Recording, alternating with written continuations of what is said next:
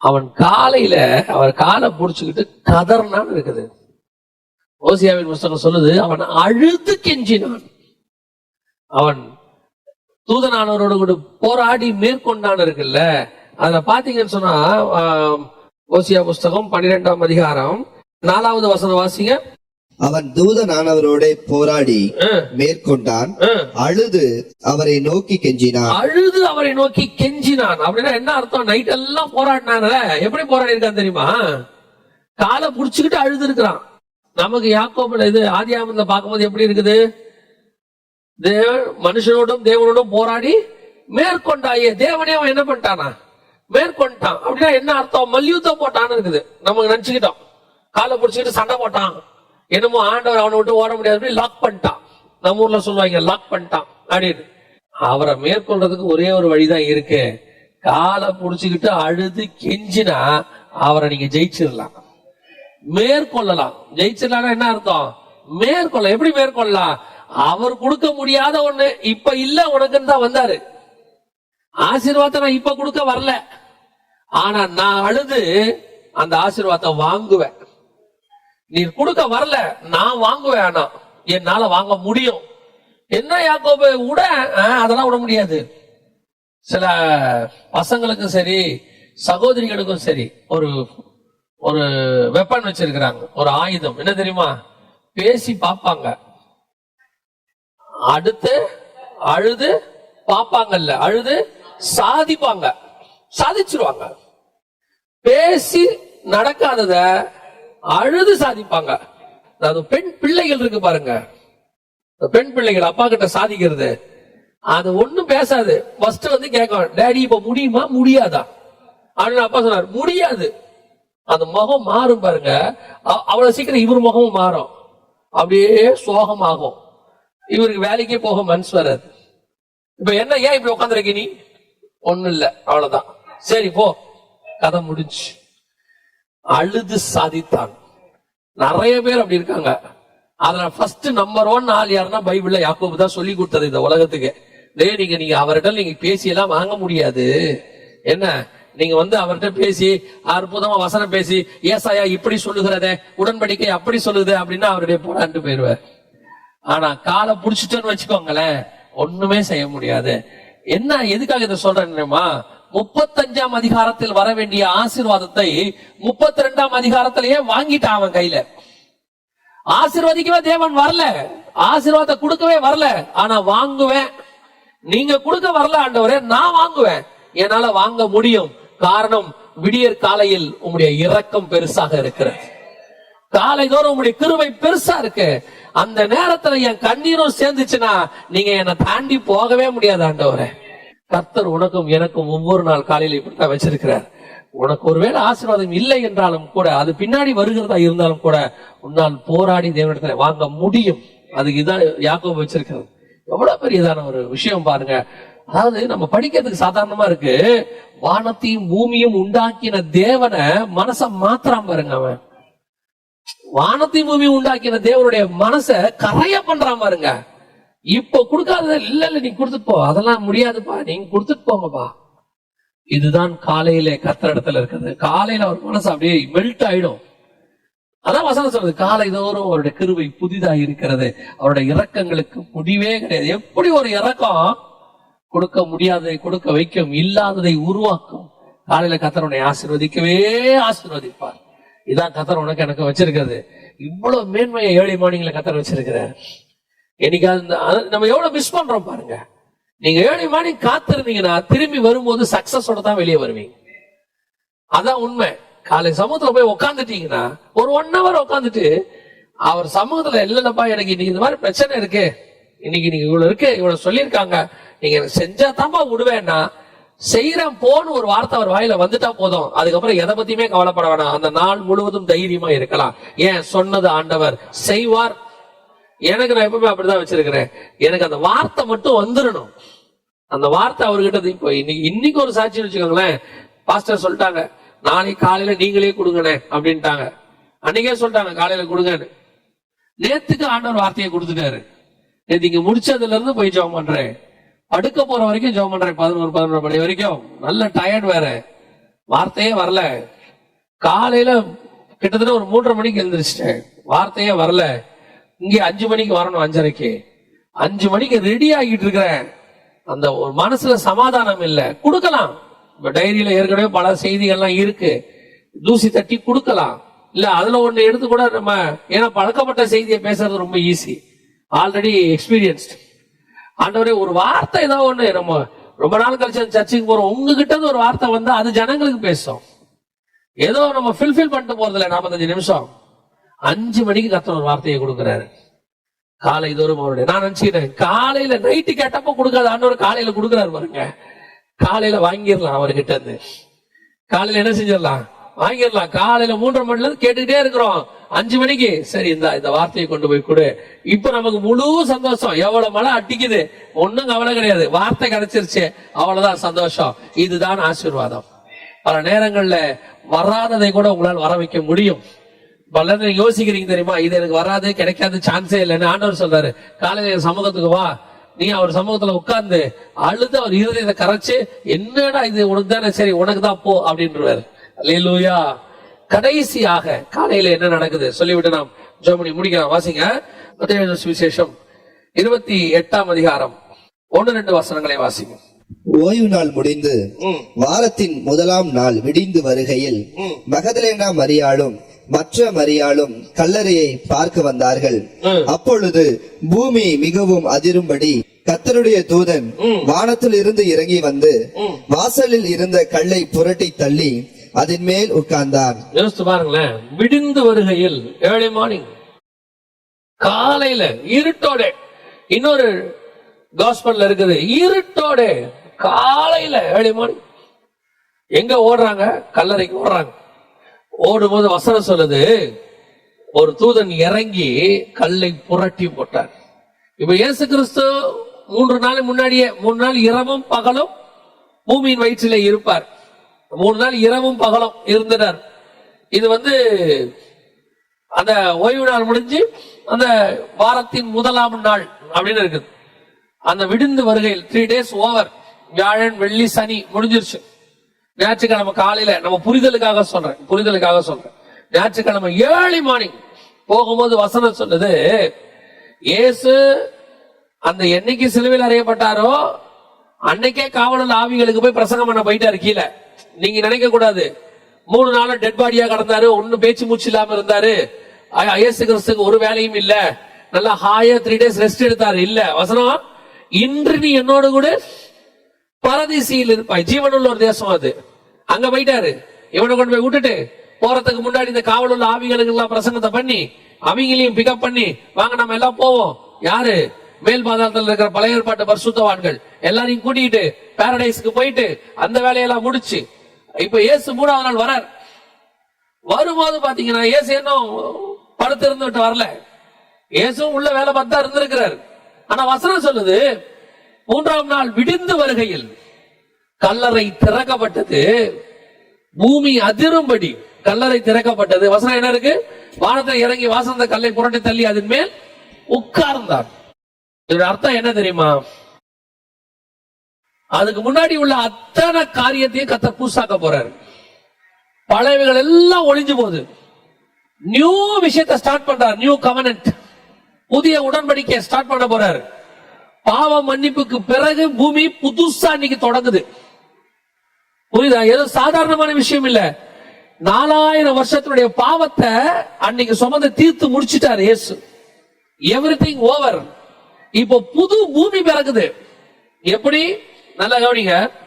எப்படி முதல் 2000 வருஷத்துல தண்ணியில பூமியை கழுவுனார் ஆண்டவர். புரியுதா? கழுவி நியூ புதுசா பூமி அன்னைக்கு ஸ்டார்ட் ஆகிற மாதிரி. அது நோவா காலத்துல பேழையில இருந்து வெளியே வந்து, நோவா பேழையை விட்டு வெளியே வந்து புது பூமியை ஸ்டார்ட் பண்ற மாதிரி அது. இப்ப இயேசு கல்லறையில இருந்து வெளியே வந்து புது பூமியை ஸ்டார்ட் பண்றாரு. ஏன்? அப்ப தண்ணியால கழுவினாரு, இப்ப ரத்தத்தால கழுவி முடிச்சிட்டாரு. நியூ கவர்னன்ட் ஸ்டார்ட் ஆகுது. எப்ப ஸ்டார்ட் ஆகுது தெரியுமா? விடிந்து வருகையில், ஏர்லி மார்னிங். முதல்ல வாசிச்சோம், காலையில் வரும்போது ஆதாம் உடன்படிக்கையை மீறினான். அந்த உடன்படிக்கையை ஆண்டவர் மன்னித்து அவனை அழிக்காம வச்சுக்கிட்டார். ஆனா இங்க அதிகாலை விடிந்து வருகையில் அதே குளிர்ச்சியான வேளையில் அவன் மீறின உடன்படிக்கையை கர்த்தர் புதிதாக்கி விட்டார். நியூ கவர்னன்ட். இவர் தான் 2ஆம் ஆதாம். புரியுதா?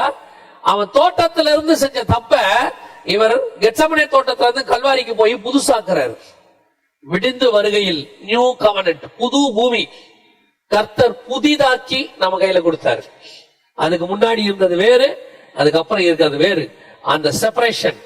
அந்த செப்பரேஷனை குறிக்கிறதா விடிந்து வருகையில். உங்களுக்கும் எனக்கும் ஆண்டவர் அப்படிதான் ஒவ்வொரு நாள் காலையிலையும் புதிதான காரியத்தை வச்சிருக்கிறார். காலை தோறும் அவருடைய கிருபை, அதுதான் புது கவர்னன்ட். காலையில ஓபன் ஆச்சு புது கிருபை. இதுவரைக்கும் இருந்த காலை அல்ல, இது வேறு விதமான காலை. இந்த காலையில கர்த்தருடைய பழைய மரணத்தை ஒழிச்சிட்டாரு, உன் பழைய பாவத்தை ஒழிச்சிட்டாரு, உன்னுடைய சாபங்களை ஒழிச்சிட்டாரு, உன்னுடைய கட்டுகளை ஒழிச்சிட்டாரு. இப்ப எல்லாமே புதுசு, நியூ. அது எப்ப கிடைக்கும் தெரியுமா? காலையில தான் கிடைக்கும். அப்ப ஆண்டவர் சொல்றாரு, அந்த காலையில போற மகதலேனா மரியாளுக்கு தான் அது கிடைச்சிச்சு. பாருங்க, பேதுரு அப்போஸ்தலர், யோவான் அப்போஸ்தலர், 11 அப்போஸ்தலர் எல்லாரும் சொல்லுவாங்க, கர்த்தர் யாருக்கு தரிசனமானார்? முதல்ல மகதலேனா மரியாளுக்கு தரிசனமானார். மகதலேனா மரியாள் வீட்டுல இருந்து கர்த்தர் போய் மகதலேனா மரியாளை வீட்டுல பார்த்தாரா? இல்ல மகதலேனா மரியாள் கல்லறைக்கு வந்ததுனால கர்த்தர் மகதலேனா மரியாளை பார்த்தாரா? கல்லறைக்கு வந்ததுனால அவர் முதல் தரிசனம் மகதலேனா மரியாளுக்கு கொடுக்கணுங்கிறதல்ல, முதல்ல பார்க்க வந்தது அதனாலதான் அவரை பார்த்தா. இப்ப மகதலேனா மரியாளுக்கு முதல்ல காலங்காத்தால பேதுரு வந்திருந்தா, அப்ப கர்த்தருடைய நோக்கம் மகதலேனா மரியாளுக்கு தான் கொடுக்கணும் இல்ல. கர்த்தருடைய நோக்கம், யார் என்னை காலையில் தேடி வருகிறானோ அவனுக்கு தான் என் முதல் தரிசனம். அது காட்ஸ் பிளான். மகதலேனா மரியாள் என்பது ஒரு சபை, ஸ்திரீக்கு அடையாளம். எந்த சபை காலைதோறும் காத்திருக்கிறதோ அந்த சபை கர்த்தரை காலையில பார்க்கும். காத்திருக்கிற சபை விடிந்து வருகையில், ஏர்லி மார்னிங். இயேசு உயிர்த்தெழுந்தாரா இல்லையா தெரியாது. இப்ப நாங்க வந்தது செத்த உடம்புக்கு சுகந்த வர்க்கத்தை போடத்தான் வந்தோம். நாங்க வந்தது பழசா ஏதாவது ஒண்ணு கிடைக்கும் தான் வந்தோம். நாங்க வந்தது இன்னும் பெருசா எதிர்பார்த்து வரல. ஆனா நாங்க வந்த நேரம் புதுசு கிடைக்கிற நேரம். அதுதான் காலை தோறும் அவருடைய கிருபை புதிதா இருக்கிறது. நீ காத்துங்களேன், உன் அறிவுக்கு எட்டாத எத்தனையோ காரியத்தை கர்த்தர் காலையில செய்வார். நான் ஒரு காரியத்தை சொல்லிவிட்டு முடிக்க விரும்புறேன். இது நெகட்டிவ் பேரபிள் மாதிரி, நெகட்டிவ் எக்ஸாம்பிள் மாதிரி, சரியா? அதாவது ஆண்டவர் சில நேரத்துல என்ன சொல்லுவார் பைபிள்ல, புளித்த மாவுக்கு சமானமாய் பரலோக ராஜ்யம் இருக்கிறது என்பார். புளித்த மாவுங்கிறது பரிசேயர் சதுசேயருடைய கள்ள உபதேசம். அதை ஏன் பரலோக ராஜ்யத்துக்கு கம்பேர் பண்றாரு அப்படின்னா, எப்படி இந்த புளித்த மாவு மத்த மாவெல்லாம் மாத்துமோ அந்த மாதிரி ஒரு கள்ள உபதேசம் எப்படி ஒரு மனுஷனை மாத்துமோ அந்த மாதிரி பரலோகம் அதை விட வேகமா செய்யுங்கிறாரு. கம்பாரிசன். அந்த மாதிரிதான் இப்ப நான் உங்களுக்கு சொல்றேன். நாம காலை தூரம் காத்திருந்தா கர்த்தருடைய கிருபை புதுசா இருக்குன்னு சொல்றோம்ல, புதுசான காரியம் கிடைக்குதுன்னு சொல்றோம்ல. இந்தியாவிலேயே ஒரு பெரிய பிசினஸ் மேன் இருக்கிறார், நம்பர் 1 வச்சுக்கோங்களேன். இன்னைக்கு நம்பர் 1 or 2 இருக்கிறார். அந்த மனுஷனை பத்தி சமீபத்துல பேசிட்டு இருக்கும் போது, காலையில அந்த மனுஷன் கூப்பிட்டு வரான் 3 மணிக்கு 4 மணிக்கு. அந்த ஆள் ஏன் காலையில எழுந்திருக்கிறான்? முதல்ல நாம காலையில கர்த்தரை சந்திக்க எழுந்திருக்கிறோம், கரெக்ட் தானே? ஏன்னா நமக்கு காலையில கர்த்தருடைய கிருபை இருக்கு, கர்த்தர் காலையில வராரு, நம்ம தப்பு பண்ணாம மன்னிக்கிறாரு, நியாய தீர்ப்புல பாதுகாக்கிறாரு, உடன்படிக்கையை புதுப்பிக்கிறாரு, அதனால நம்ம காலையில எழுந்திருக்கிறோம். நியாயம், நமக்கு ஒரு ரீசன் இருக்கு. இது எதுவுமே யாருக்கு இல்ல? அவனுக்கு இல்ல, அந்த ஒரு பிசினஸ் மேனுக்கு கிடையாது. ஆனா அந்த மனுஷன் என்ன செய்யறாரு? காலையில எழுந்திருக்கிறாரு. எழுந்திரிச்சுட்டு 3 மணி 4 மணிக்கு எழுந்திரிச்சுட்டு திடீர்னு கூப்பிட வரான் அவர் அசிஸ்டன்ஸ, வாங்க கொஞ்சம் பேசணும் பாரான். இப்ப அசிஸ்டன்ஸ் எல்லாம் எத்தனை மணிக்கு போனோம்? ரெடி பண்ணி போய் நிக்கணும். அவர் கூப்பிட்ட உடனே 1/2 hour போயிடணும். 3 மணி 4 மணிக்கு உட்காந்து பேசிட்டு இருப்பாங்க டீ குடிச்சிட்டு. யோசிச்சு பாருங்க, ஒரு உலக பிரகாரமாக காலையில எழுந்திருச்சு அந்த குளிர்ச்சியான நிலையில அந்த மெடிடேட் பண்ற நேரத்துல ஒருத்தன் உட்காந்து தன் வேலையை பத்தி சிந்திக்கும் போது அவன் இந்தியாவிலேயே நம்பர் 1 மாறிடுறான். நம்ம சும்மா சாதாரணமா பிள்ளைகளை சொல்லுவோம், நீங்க பாத்திருக்கீங்களா? காலையில படிடா. முந்திலாம் சொல்லுவாங்க, நம்ம ஸ்கூல்ல சொல்லி கொடுப்பாங்க, காலை எழுந்தவுடன் படிப்பு. ஏன்னா அந்த நேரத்துல நீ படிக்கும் போது அது மனசுல என்ன செய்யுது? லைஃப்ல பதிஞ்சிரும், அப்படியே இருதயத்துல பதிஞ்சிரும். அதுக்குதான் அந்த ஏர்லி மார்னிங். இவங்கெல்லாம் ஸ்பிரிச்சுவலா எழுந்திரிக்கல, இவங்கெல்லாம் பிசிக்கலி பிராக்டிக்கல் லைஃபுக்காக அதை யூஸ் பண்றாங்க. அந்த கால வேலையை நீங்களும் நானும் ஸ்பிரிச்சுவலி யூஸ் பண்ணா எப்படி இருக்கும் பாருங்க. அவன் இந்தியாவையே பிடிக்கிறான்னா நீங்க நானும் உலகத்தையே பிடிக்க முடியும். ஸ்பிரிச்சுவலி சொல்றேன் பாருங்க. தொழுமரத்துல கை காலையும் கட்டி ஒருத்தனை போட்டாங்க. வசனம் சொல்லுது, அவன் படுத்து தூங்கல, அவன் காயத்தை நம்ம என்ன பண்ணல, மேன்மைப்படுத்தல. அவன் அடிச்சாங்க பிடிச்சாங்க. அவன் ஜெயில போயிட்டு என்ன பண்றான் தெரியுமா? பாட்டு பாடிக்கிட்டு இருக்கிறான். அவன் பாருங்க பாட்டு பாடிட்டு தூங்கல. பேதுரு ஜெயில தூங்கினாரு, 4 பேர் செத்தான். அவர் ஜெயில விட்டு போனோன்னா என்ன ஆயிடுச்சு? 4 பேர் செத்தான். புடிச்சு என்ன பண்ணிட்டாங்க? அவனை கொலை பண்ணிட்டாங்க. ஆனா பவுல் சிறைச்சாலையில துதித்து பாடினா 4 பேர் ரட்சிக்கப்பட்டான். அல்லேலூயா. இதான் முக்கியம். நீ காலையில காத்திருந்து உபத்திரவத்துக்கு மத்தியில ஜெபம் பண்ணி பாரு. கர்த்தர் உன்னுடைய விஷனை உலக விஷனா மாத்துவார், ஜீவனை கொடுக்கிற விஷனா மாத்திடுவார். இன்னைக்கு நாம ஏர்லி மார்னிங்க மறந்துட்டோம், ஏர்லி மார்னிங்க இழந்துட்டோம். காலையில எழுந்திருக்காத குடும்பம் உருப்படாது. இல்லைங்க, நாங்க லேட்டா படுக்கிறோம். படுக்காத, 10 மணிக்கு படுங்க. என்ன பண்ண போறீங்க? எதுக்கு வாட்ஸ்அப் உட்காந்து பாத்துக்கிட்டு இருக்கிறீங்க? எதுக்கு உட்காந்து பேஸ்புக் பாத்துக்கிட்டு இருக்கிறீங்க? எல்லாத்தையும் 10 மணிக்குள்ள முடிங்க. ஏர்லி மார்னிங் 3 மணிக்கு 4 மணிக்கு எழுந்திரிங்க. எதுக்காக தெரியுமா? நீங்க எழுந்திருக்கிறது உங்களுக்காக மட்டும் இல்ல, உங்களுக்கு வருகிற நியாய தீர்ப்பிலிருந்து தப்பிப்பதற்காக, உங்களுடைய பாவங்களிலிருந்து விடுதலை பெறுவதற்காக, உங்களுக்கு வைத்த ஆசீர்வாதத்தை நீங்கள் புதுப்பித்துக் கொள்வதற்காக. You can get the new கவர்னன்ட். புது உடன்படிக்கையை தேவனுக்கு பெற்றுக்கொள்வதற்காக ஆண்டவர் சொல்றாரு, காலை வேளையிலே நீ காத்திரு, அவருடைய கிருபை காலை தோறும் புதிதாக இருக்கிறது. நம்ம ஜெபம் பண்ண போறோம் தேவ சமூகத்துல. எல்லா கண்களை மூடுவோமா? நன்றி ஆண்டவரே, கொடான கொடி ஸ்தோத்திரம் அப்பா. காலை தோறும் உடைய கிருபை புதிதாக இருக்கிறது ஆண்டவரே. Thank you Jesus. நன்றி ஆண்டவரே, உமக்கே மகிமை மகிமை மகிமை மகிமை. நம்ம சாராள் நவரஞ்சமா அழகா ஒரு பாட்டு பாடுவாங்க, காலை தோறும் இன்ப செவதியானமே, கருணை பொற்பாதம் காத்திருப்பேன், அதிகாலையில் அறிவை உணர்த்தி தேவன் என்னோடு கூட பேசுவார் அப்படின்னு சொல்லி. இது ஏசாயா 50:4 வச்சுதான் அந்த பாட்டே. இயேசு கிறிஸ்துவ பத்தின பாட்டு தான் அது. அதிகாலையில் அறிவை உணர்த்தி.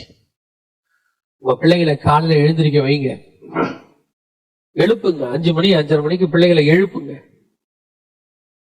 6 மணிக்கு மேல தூங்குறது சரியே கிடையாது. குடும்பத்துல முந்தியெல்லாம் சில ஆவிக்குரிய குடும்பங்கள்ல போய் பார்ப்போம், காலைல 4 மணிக்கு கணவன் ஒரு பக்கம் மனைவி ஒரு பக்கம் ஜெபம் பண்ணிக்கிட்டு இருப்பாங்க. ஜெபம் பண்ணிட்டு வந்து பிள்ளைகளை எழுப்புவாங்க, எந்திரிச்சு பைபிள் வாசிங்க சொல்லுவாங்க.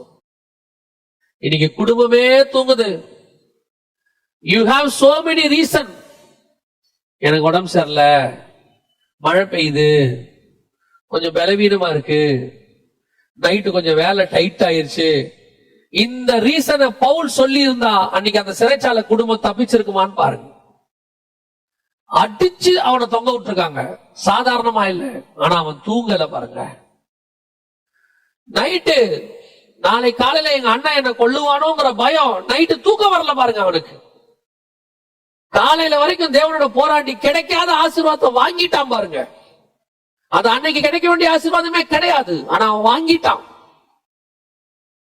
அந்த தேவன் உங்களுக்கும் எனக்கும் அதே மாதிரி வச்சுட்டு காத்துக்கிட்டு இருக்கிறாரு, காத்துக்கிட்டு இருக்கிறாரு. நீங்க வாங்க முடியும் அந்த ஆசீர்வாதத்தை.